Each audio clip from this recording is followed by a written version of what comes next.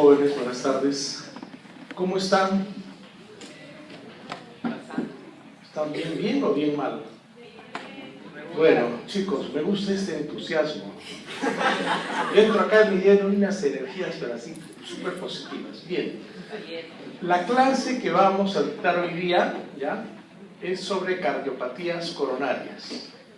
El extremo es de una persona joven, sin placas, que hace ejercicio, que come sano y que es maravilloso.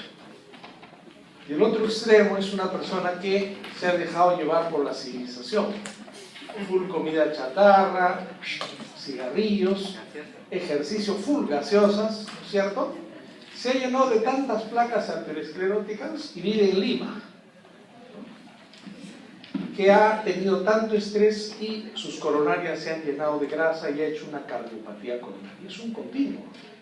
La gente no necesariamente nace enferma, puede tener ciertas predisposiciones, pero yo les voy a dictar dos clases, espero, chicos, que me ayuden a que esta clase sea lo más dinámica posible. Vamos a empezar por la parte de la cardiopatía coronaria crónica.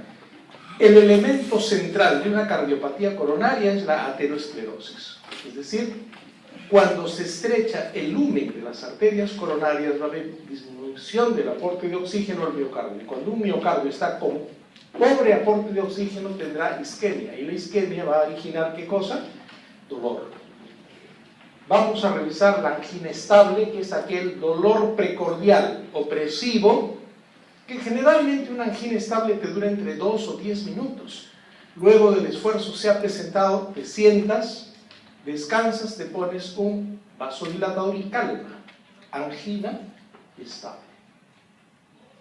Pero cuando ya cambian el patrón, por ejemplo, esta angina ya no se presentó en actividad sino en reposo, ya no te dura 10 minutos, te dura 15, 20 minutos.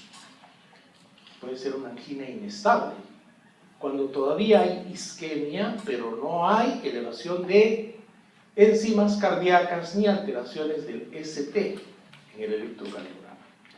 Pero ya va a progresar el infarto de miocardio, ST no elevado, que es un infarto, ¿no es cierto?, que va del endocardio y todavía no se hace transmurar. Y el evento más severo es cuando ya tenemos un infarto de miocardio, ST elevado, ¿no es cierto?, y con el consiguiente daño cardíaco, la isquemia pasa a necrosis y luego esto va a originar, ¿no es cierto?, según la severidad del infarto, una disfunción miocárdica. Jóvenes, nosotros estamos acá. En esta corte de una coronaria hay depósito, ¿no es cierto?, de colesterol, sobre todo del LDL colesterol. Luego, este depósito de lípidos, ¿no es cierto?, va a ir creciendo y va haciendo lo que se llama la placa arteriosclerótica. Y cuando ya esta es una placa, como vamos a ver más adelante, con un contenido lipoide, con un tejido fibroso y con componente inflamatorio, esta placa que al inicio era estable, pequeña, se hace grande y se torna vulnerable. Y cuando esta placa se rompe, da el evento coronario agudo. Angina inestable, infarto ST no elevado o infarto. El tema es la progresión, ¿no es cierto? Ven acá, esta es una placa estable, bastante fibrosa, pero hay una reducción de lumen. Pero acá hay una placa inestable donde hay una alta concentración de lípidos. La capa fibrosa es un poco más delgada y alta densidad de macrófagos.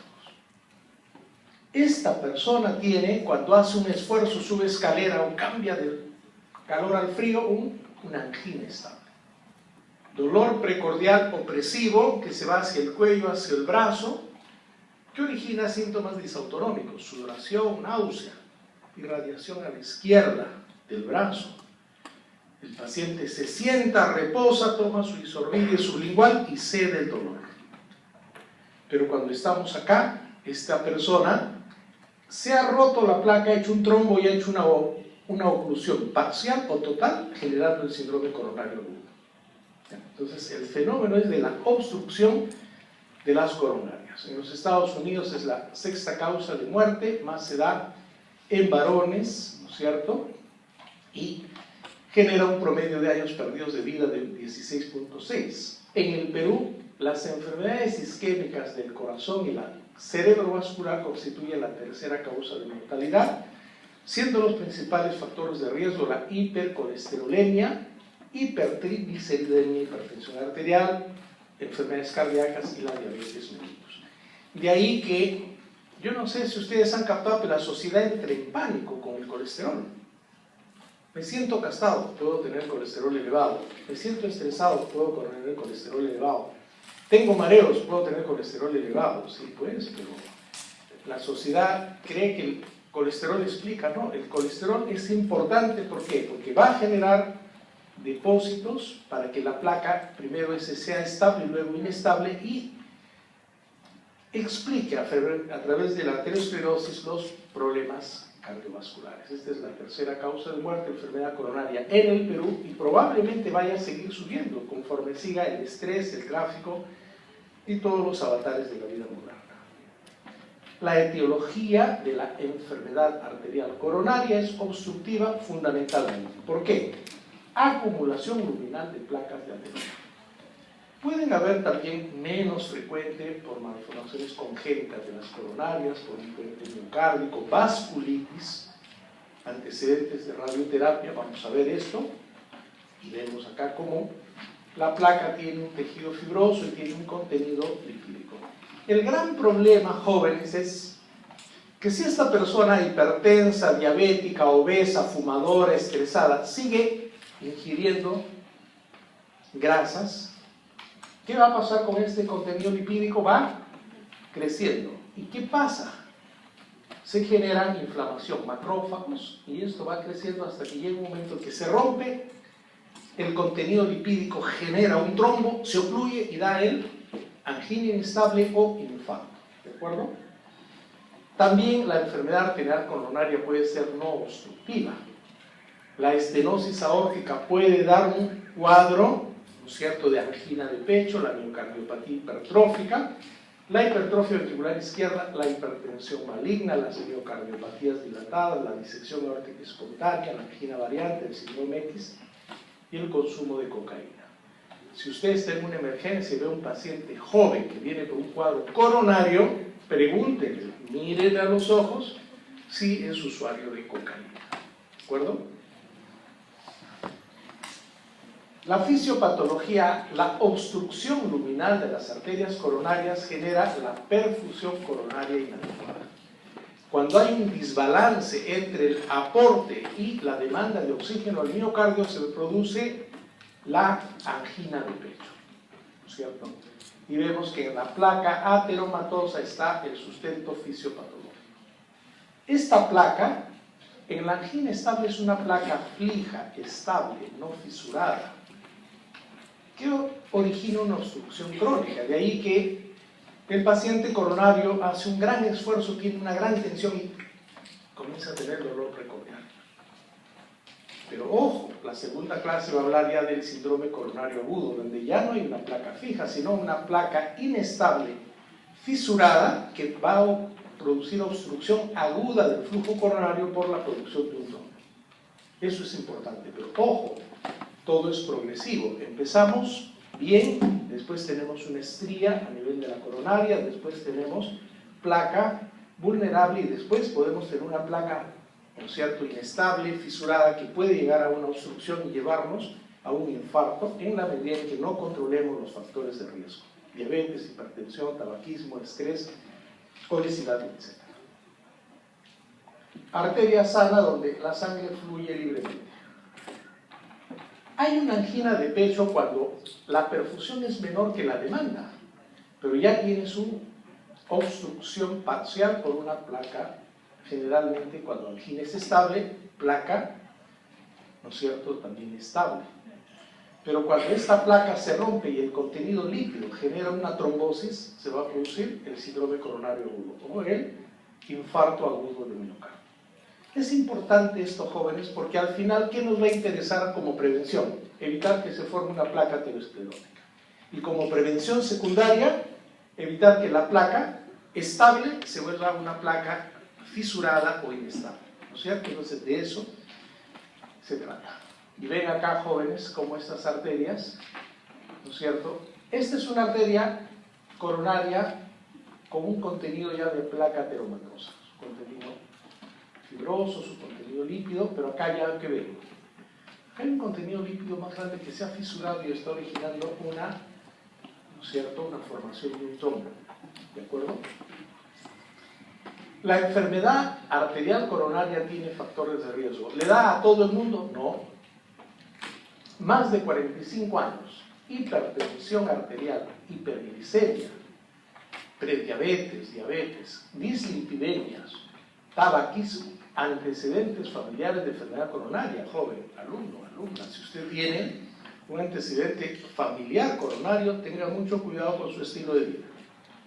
La obesidad, el sedentarismo, los hábitos nutricionales no saludables, la comorbilidad de los pacientes con nefropatías crónicas, enfermedades de la colágeno o reumatológicas o vasculares sistémicas, ¿no es cierto? O también hay algunas enfermedades que son equivalentes de riesgo de coronariopatía, la diabetes, los antecedentes de accidente cerebrovascular, aneurisma aórtico, y cuando hay antecedente de preeclampsia, diabetes gestacional, también podría tener cierto mayor riesgo. Pero aquí, cada alumno en medicina tiene que reconocer que el paciente mayor de edad, diabético, hipertenso, dislipidémico, con tabaquismo, con obesidad, con sedentarismo, es un paciente con alta potencialidad de enfermedad coronaria. Hay muchas reglas, jóvenes, esto es solamente una referencia en la cual yo puedo calcular el riesgo global de enfermedad coronaria, ¿no es cierto?, en la cual la edad, los niveles de lípidos, ¿no es cierto?, en este caso las fracciones del colesterol, la de alta densidad HDL o el LDL, el HDL elevado, el colesterol de alta densidad, es más bien un factor protector. En el Perú el 25% de los peruanos sanos tiene HDL elevado, la mayoría los tenemos bajos, ¿no? Es importante también el nivel de HDL, el nivel de la presión arterial, la existencia o no de diabetes, el tabaquismo, etc., ¿no es cierto? Es importante porque si yo catalogo de riesgo intermedio o alto, tengo que hacer modificación de estilos de vida. Utilizaré, vamos a ver más adelante, aspirina o estatinas. ¿Para qué? Para evitar formación de coágulos y evitar la progresión de la placa aterosclerótica. Buscaré de manera muy precoz, como ahora se puede hacer a través de una angiotomografía, si hay puntuaciones de calcio en arterias coronarias, que es una forma muy digamos, sofisticada de evaluar riesgo, y también el índice brazo-tobillo. Si hay disminución de la circulación periférica, usted, como paciente diabético, hipertenso, dislipidémico, también tiene mayor riesgo de enfermedad coronaria.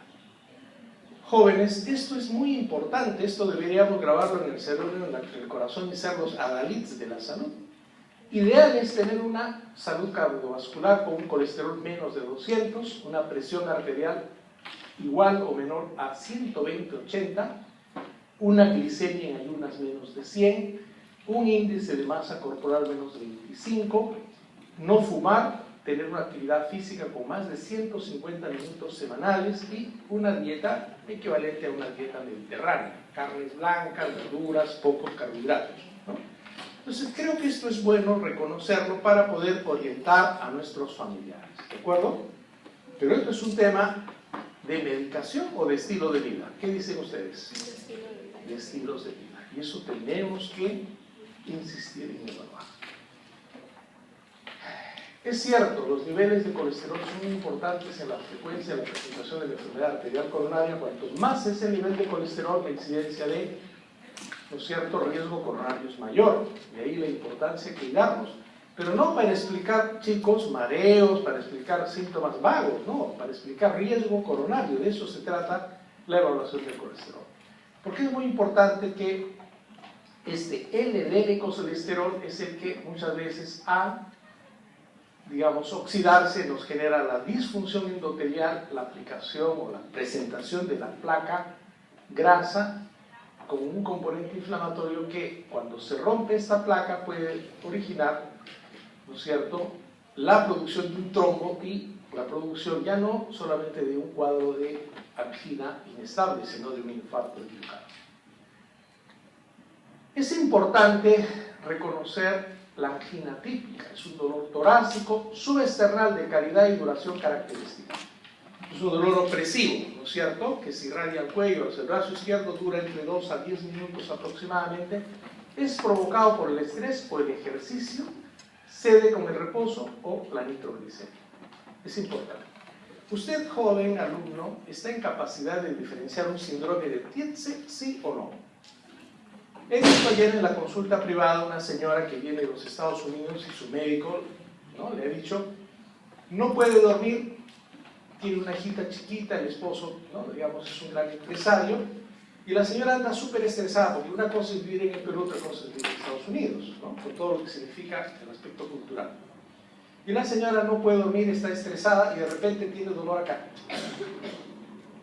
Le duele. A veces le dura 2 días, a veces le dura 3 días, pero cuando le tocan acá, le duele. ¿Tiene relación con el esfuerzo? No. ¿Se irradia el cuello? No. ¿Se irradia el brazo? No. ¿Qué es? Un síndrome de Tietze, una costocondritis. Hemos explicado así, obviamente uno tiene que evaluar, pero no tenía hipertensión, no tenía diabetes, no tenía ningún factor de riesgo, ¿no? Usted, joven alumno, está en la obligación de saber qué es un cuadro de angina típica. Yo creo que sí saben, ¿no es cierto ustedes? Se asocia estos cuadros a disnea, náuseas, vómitos, diaforesis, mareos, y ojo, en los diabéticos, en los ancianos, en los pacientes renales crónicos, yo puedo tener un cuadro anginoso sin dolor, disnea o con disconfort epigástrico, de náuseas, ¿cierto? Entonces, muchas veces el cuadro no se presenta típicamente, pero usted tiene que tener en cuenta, ¿no es cierto?, la característica del dolor coronario. Y obviamente, se habla que el dolor coronario, si cumple la siguiente característica, es un malestar torácico retroesternal típico, provocado por el estrés o el esfuerzo, y se alivia con reposo o nitratos. Este es un dolor anginoso típico, ¿no es cierto? Entonces, y cuando uno ve pacientes con infarto, pocas veces, ¿no es cierto?, se va a olvidar. El paciente ha hecho un gran esfuerzo o ha cambiado bruscamente la temperatura, o ha tenido un colerón de esos terribles, y se coge el pecho, ¿no es cierto? Se coge el pecho, es como una plancha, y se le va hacia el cuello, hacia el brazo, y tú lo ves al paciente sudoroso, nauseoso, angustiado. Doctor, me voy a morir. Siéntese, señor, reposo, tiene una pastillita, ya le pone su isolín, le pasa. Duró 5 minutos, angina estable. Porque usted sabe diferenciar, joven, lo que es un dolor pleurítico, un dolor por un reflujo gastroesofágico, sabe diferenciar lo que es un dolor pericárdico, porque el dolor pericárdico duele un montón, no calma así nomás. Se reposa igual, tiene que poner en posición antálgica, y eso se ve con antiinflamatorios. Sabe reconocer lo que es un Tietze, ¿cierto? Y los canadienses han puesto que según la intensidad de la angina se puede clasificar de clase 1 o clase 4.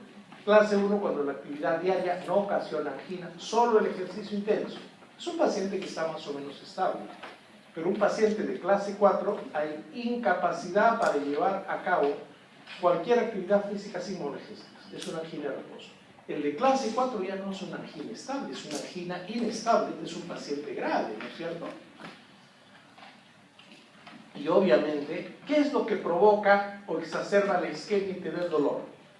La fiebre, el hipertiroidismo, la actividad simpático-mimética intensa a través del uso de cocaína, la elevación de la presión arterial, la gran ansiedad, las fístulas arteriovenosas, ¿no?, pueden exacerbar la isquemia, ¿no es cierto?, porque incrementa la demanda de oxígeno. Y lo mismo pasa cuando hay una miocardiopatía hipertrófica, una estenosis aórtica, una cardiomiopatía dilatada, cuando hay una taquicardia ventricular o supraventricular. Son condiciones que pueden exacerbar la isquemia por incremento de la demanda, pero también por disminución del aporte de oxígeno.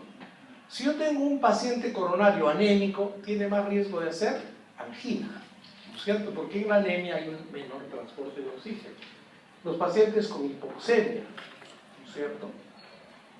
Un paciente que es coronario y tiene una neumonía, asma, un EPOC o hipertensión pulmonar o una fibrosis pulmonar o una apnea del sueño, ¿no es cierto? Descompensada, hipoxemia y puede hacer más cuadros de angina del pecho. Importante, esto es lo que vemos ahora en los roncadores, ¿no es cierto? Y también cuando usan pues drogas simpático-miméticas, síndromes de hiperviscosidad, etc. Son circunstancias clínicas en las cuales hay una disminución del aporte de oxígeno y pueden exacerbar la isquemia y el dolor. Cuando usted tenga un paciente con una angina de pecho, tendrá que evaluar la presión. La hipertensión exacerba, la taquicardia exacerba, tendrá que ver cómo están los pulsos arteriales, ¿no es cierto? La auscultación habrá que evaluar si hay algún soplo de insuficiencia mitral nuevo incrementado, soplo de estenosis aórtica. Buscará evaluación de dislipidemia. ¿Se acuerdan el halo corneal? En los pacientes que tienen dislipidemia se puede evaluar. Los antelasmas en pacientes con hipercolesterolemia severa familiar. Tendrá que evaluar también si hay signos de insuficiencia cardíaca asociada, el ritmo de galope, los crepitantes que hablan de la congestión pulmonar, la regurgitación yugular, los edemas de miembros inferiores que te hablan ya de un paciente coronario pero que está descompensándose, ¿no es cierto? Y tendremos que evaluar la enfermedad arterial coronaria si es por aterosclerosis coronaria o es secundaria a estenosis aórtica, cardiopatía hipertrófica, angina de Prince mental, síndrome X en la cual hay una vasoconstricción, pericarditis, disección de aórtica, consumo de cocaína y otros cuadros. La pirotoxicosis, la enfermedad por reflujo gastroesofágico, un cólico biliar atípico donde el dolor puede darse a nivel torácico, una pleuritis, un síndrome de pleuritis, ¿no es cierto? Bien, yo tengo mi paciente que ha tenido factores de riesgo y tiene un dolor precordial, es un cuadro de una angina. Le he tomado un electrocardiograma y me ha salido normal. Le he tomado enzimas cardíacas normal. Pregunta de examen. Si yo tengo un paciente con factores de riesgo y dolor coronario típico, un electrocardiograma normal y unas enzimas cardíacas, ¿descartan que sea coronario el paciente o no? En un paciente que tiene una angina de pecho estable, el electro ha salido normal y las enzimas cardíacas normales. ¿Eso me dice que no es coronario? Cuando hay angina estable, un electrocardiograma normal o las enzimas cardíacas normal no descarta que él sea coronario. La mayoría de veces viene el paciente, ya le pasó el dolor, le tomas un electro, es normal, le tomas enzimas y no pasa nada. Hablando de angina de pecho estable. ¿Cuál es la prueba de elección para diagnosticar enfermedad arterial coronaria? Es la prueba de esfuerzo. Porque tú sometes al paciente de un esfuerzo para ver el desbalance entre aporte y demanda de oxígeno.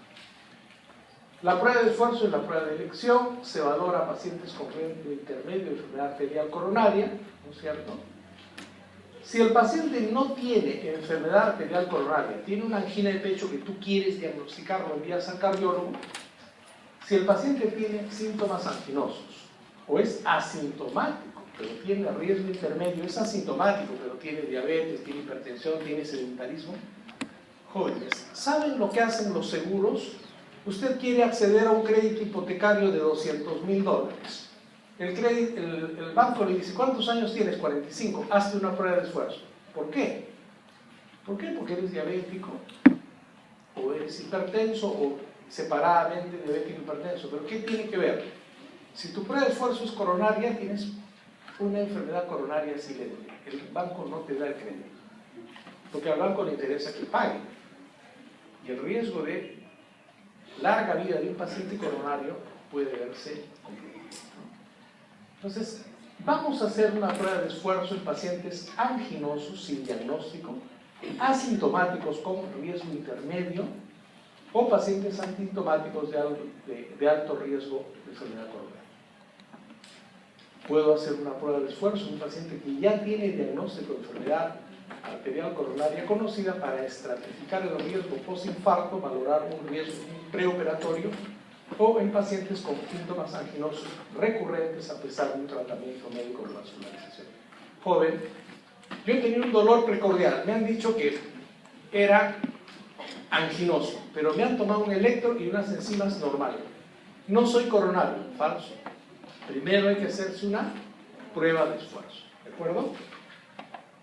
La prueba de esfuerzo, el protocolo BRUS hasta ahora se sigue utilizando. Cada 3 minutos se incrementa la velocidad y la pendiente, se evalúa la presión arterial, frecuencia cardíaca y el electrocardiograma, y tiene una especificidad del 70% y una sensibilidad del 80%.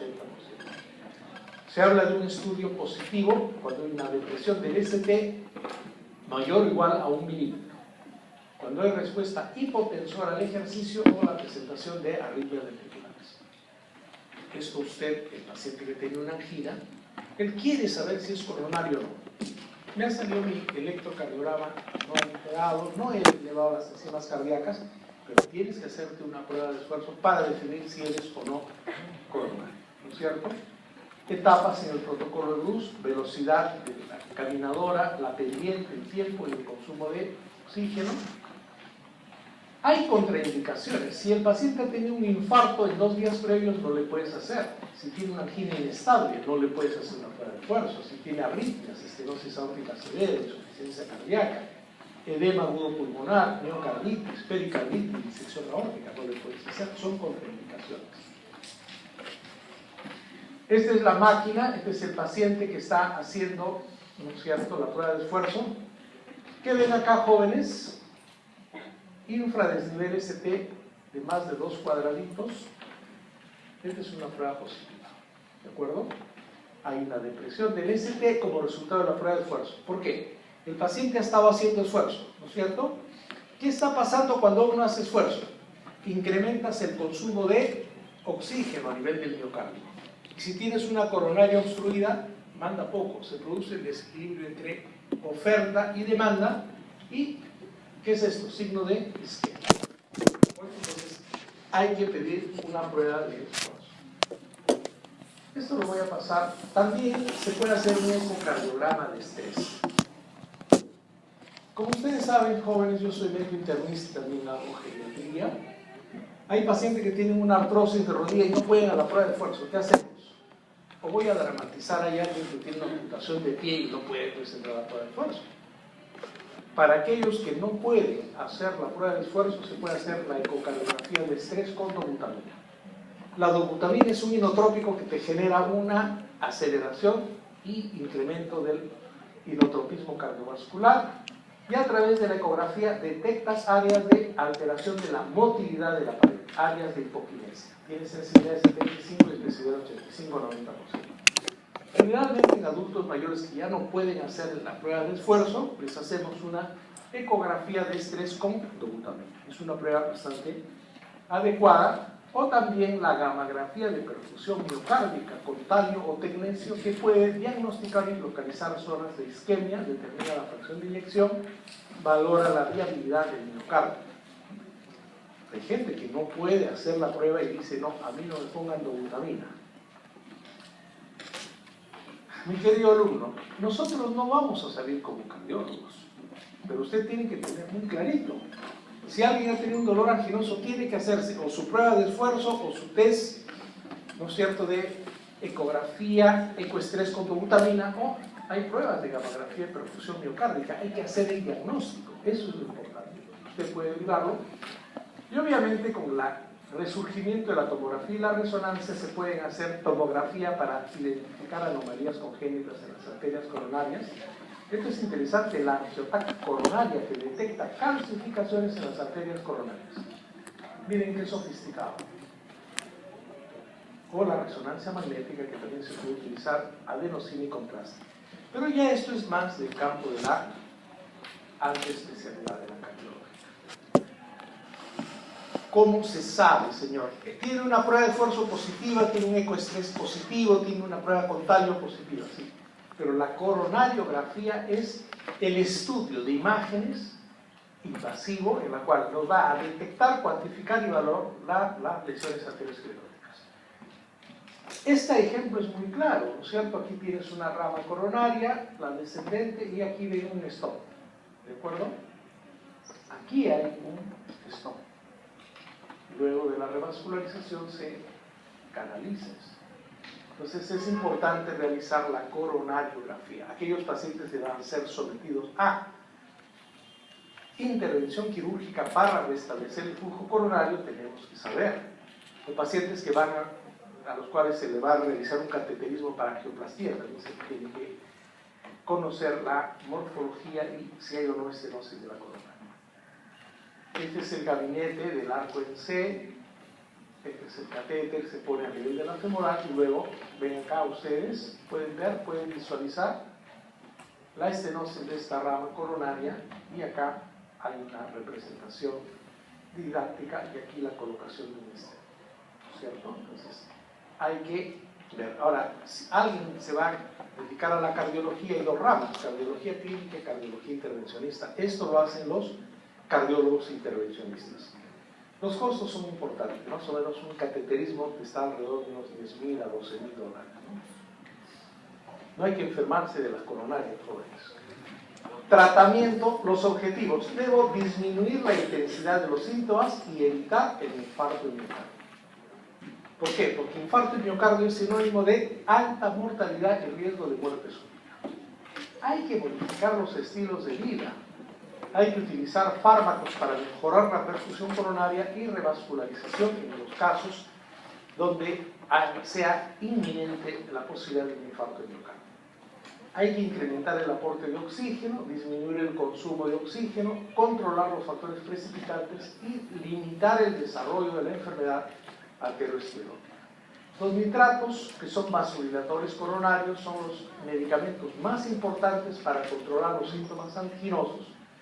Hay que darles durante el día y la noche, no para evitar el fenómeno de tolerancia, ojo, pestaña y ceja. En la época moderna, la disfunción eréctil ya no es un problema, ¿no es cierto? Ustedes son médicos o futuros médicos.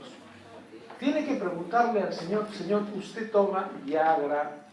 ¿Usted toma Versad? Bueno, el medicamento, ¿por qué? Porque todavía la gente mayor es un poquito, ¿no? Un poquito cauta, ¿no?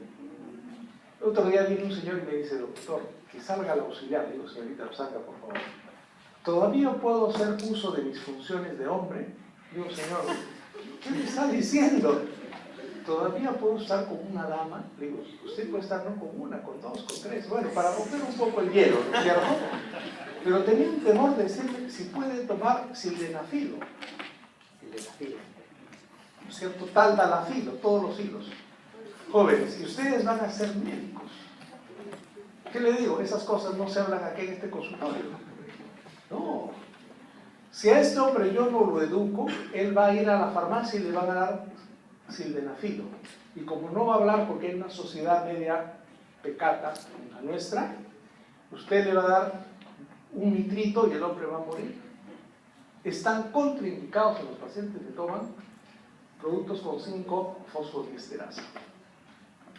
Señor, es un alto ejecutivo, viene con su angina, le voy a dar el isorbide o la nitroglicerina. ¿Usted toma Viagra, toma alguno de estos medicamentos para mejorar la difusión eréctil? De eso se trata, el médico tiene que ser muy claro. La gente se ha muerto cuando los coronarios que tomaban nitratos utilizaban estos productos de la 5-fosfodiesterasa. Siguiendo ya el tema de la enfermedad arterial coronaria, se puede utilizar la nitroglicerina sublingual, la nitroglicerina en aerosol, el dinitrato de isosorbida en nuestros hospitales, que bueno, hay que admitirlo, son hospitales de la gran mayoría pobres. Siempre utilizamos el isorbide, que es el dinitrato de isosorbida. También se usa el mononitrato de isosorbide, la nitroglicerina en paroxis transdérmicos. Los nitratos mejoran la perfusión coronaria. Los beta bloqueadores van a controlar los síntomas anginosos, pero no por mejorar la perfusión, sino por ahorrar el consumo, o sea, disminuir el consumo de oxígeno. Disminuyen la frecuencia cardíaca, el trabajo miocárdico y se utilizan bastante. Un coronario debe utilizar sus nitratos y sus beta bloqueadores. Hay contraindicación en espasmo bronquial, bloqueo auriculoventricular, bradicardia, ICC descompensada. Y hay que usar fundamentalmente bisoprolol y carvedilol, que son los que tenemos en nuestro medio, que son los beta bloqueadores selectivos. ¿ya? Un coronario debe utilizar sus nitratos y sus beta bloqueadores selectivos. Nitratos para mejorar la perfusión y beta bloqueadores para ahorrar o disminuir el consumo de oxígeno. Además deben usar antiagregantes plaquetarios. Todo coronario debe utilizar acetil salicílico, aspirina, ecodrin, etc. entre 75 a 162 miligramos. Hay más o menos un consenso como prevención de usar 81 a 100 miligramos por día. En nuestro medio se usa un poco más, ¿no? La carbioaspirina, el ecodrin, la aspirina 100 miligramos para evitar la formación de los coágulos. Y también estoy hablando de angina estable. Puedes utilizar clopidogrel, acetil salicílico o clopidogrel, 75 miligramos. Cuando sea angina inestable, voy a tener que utilizar los dos, pero estoy hablando de angina estable. Un antiagregante plaquetario, un nitrato, un beta bloqueador y una antiagregante plaquetario. También puedo utilizar calcioantagonistas que evitan el vasoespasmo coronario, como verapamil o diltiazem. Si el paciente tiene además hipertensión o taquicardia, puedo utilizar verapamil o diltiazem. Obviamente, como tienen efecto cronotropo negativo, van a ser de utilidad, pero como tienen efecto inotropo negativo, hay que evitar en pacientes con disfunción sistólica. Se pueden utilizar los IECAs, captopril y dalotril. Aportan beneficios al paciente con angina estable. Las estatinas, esto es bien importante, jóvenes. No podemos dar estatinas a todo el mundo. ¿A quién se le da una estatina? Aquel que tiene factor de riesgo, tiene una dislipidemia y tiene factor de riesgo. Va a controlar la dislipidemia y esto lo subrayaría, estabiliza la placa ateromatosa, tiene un efecto antiinflamatorio. Las estatinas altas dosis han demostrado mejorar, ¿no es cierto?, los riesgos coronarios. Los fibratos, cuando hay, sobre todo hipertrigliceridemia, como el ciclofibrato, el fenofibrato, pueden ser medidos. Pero ya a usted le va quedando, alumno, aquel que tiene una angina estable diagnosticada con su prueba de esfuerzo, tiene que usar un nitrato, un beta bloqueador, un antiagregante plaquetario, y dependiendo, también puede utilizar un IECA, un calcioantagonista, pero no puede dejar de tomar estatinas. Esto es bien importante, por el efecto de controlar la dislipidemia y estabilizar la placa ateromatosa. ¿Qué pasa si esa placa ateromatosa progresa, se hace una placa inestable y se rompe? ¿En qué termina el paciente que rompe su placa ateromatosa en su coronario? En un infarto, ¿cierto? La enfermedad coronaria tiene tratamiento quirúrgico, la revascularización coronaria, que puede ser a través de la intervención percutánea coronaria, nombre largo, angioplastia. Lo ideal es que todo coronario sea sometido a una angioplastia, ¿cierto? Cuando no hay posibilidad de una buena angioplastia o hay un daño muy serio, tendremos que recurrir a la cirugía de arterias coronarias a cielo abierto. Va a depender de la anatomía, del trastorno médico asociado, del grado de riesgo quirúrgico y de la preferencia del paciente. Pero un paciente va a resolver, sobre todo cuando ya no hay control a través de la farmacoterapia. Las anginas son cada vez más frecuentes, el paciente es de alto riesgo, tiene las coronarias ya muy obstruidas, tiene alto riesgo de hacer infarto. ¿Qué hacemos? Revascularización, angioplastia o cirugía celular. Ven acá la aplicación de un stent y acá la aplicación de los puentes autocoronarios.